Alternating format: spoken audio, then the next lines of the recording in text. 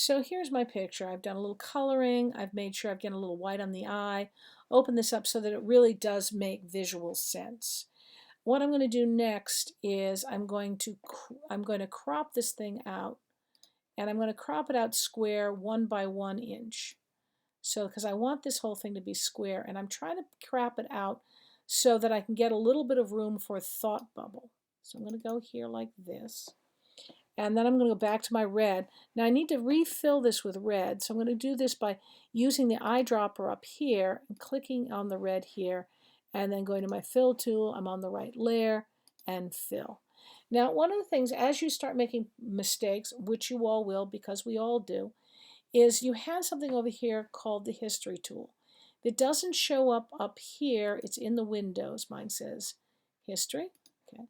And the history tool, you can open up this way, allows you to actually go backwards and see where your mistakes lie. So it's a good way to keep going back. You can see I'm going backwards. You're seeing all the changes that when I left you, I were here, and then I thought, oh, need to be white. Went down, changed the face on the dog. And you can see, you can actually watch how I worked to change this up the way, and then I realized those weren't done, and then I cropped. Okay, so here we are, and then I filled the paint bucket. So that's really a good way to go back and look at things. Looking at this, I can see I need to use the eraser here and just clean this up just a smidgen.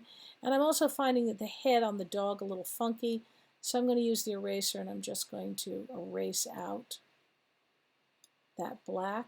Why is it not? Yeah, there it goes. It's erasing out the black. And then the color, I'll do the same up here so I get the dog's head just a little rounder. Now this whole thing's going to have to be a certain size. So what I'm going to do, and I'll go down here and do this down here too, just rounding it out a bit. I'm going to do it on both layers. There we go. All right, once I've got this the way I think it should look, I am going to, and you can see I can futz forever. I'm going to put a thought bubble. The thought bubble is going to be, you know, what are they thinking? This is using sort of the Andy Warhol and the Lichtenstein technique. So I'm going to go here, over here to this thing that looks like the Pillsbury Doughboy. It may also look like the rectangular tool. It's 1, 2 up from the eyeglass. And I'm going to go to the custom shape tool.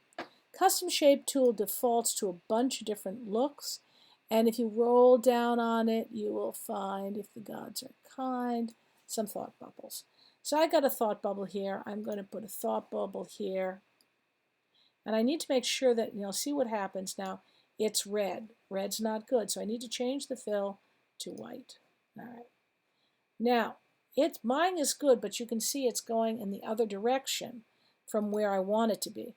So I am going to literally free transform this, and I'm going to go down to transform, and I'm going to flip it horizontally. There we go. So now, and I'm going to pull it out a little bit and smush it. I'm going to hold the shift key down so I can get it a different kind of shape. All right, there we go. Okay. And I want it sitting on the top of these. All right. So I've got this set up for making my first thought bubble. I'm going to put an effect around it. I'm going to put a stroke around it. I'm going to do a stroke in black. And again, this is just sort of giving it more of the, even more of that intense look. So now I've got this, and it's like the dog is talking. I may rotate this a bit so it really looks like the dog is talking. Size this bad boy down.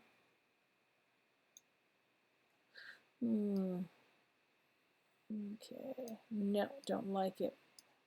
I'm going to come back to this way. I actually don't like this one at all, so I'm going to throw that away. And I'm going to put a new one in. Yay me.